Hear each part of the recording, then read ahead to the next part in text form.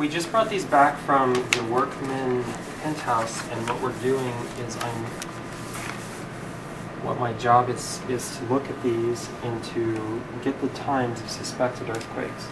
And so I would go in and look at these particular instances where it appears there's some kind of seismic activity.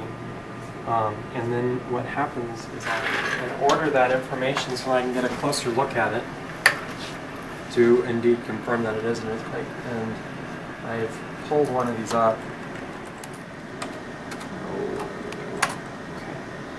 So here's an example of an earthquake that happened in January 30th. And what I would do is go in and choose when the S and the P wave came in. And I do that by zooming in. Okay. Get to do a lot of editing.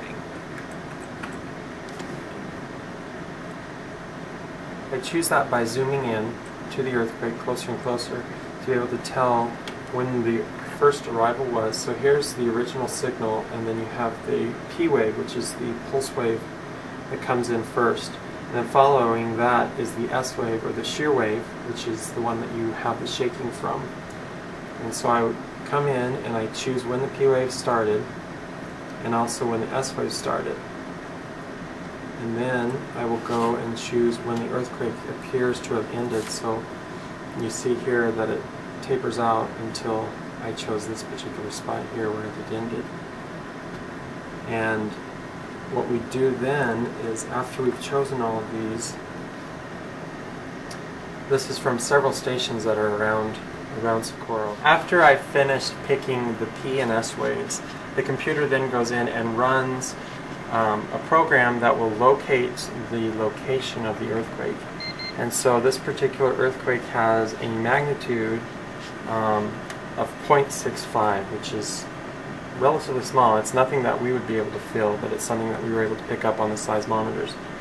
And then its depth is about 7.71 meters down. And then we also have the latitude and the longitude of the earthquake's location. And that's what I do for my research. This information is then given over to John Morton, who goes in and uses that information to look at the Socorro magma body. And the Socorro magma body and the location of these stations is here on this map. So this, where New Mexico Tech is, at Socorro, and I go in and look at each one of these stars, which are our seismic stations for the magma body, and this outline here is where we estimate the magma body is intruding into the crust. That's what I do here at New Mexico Tech.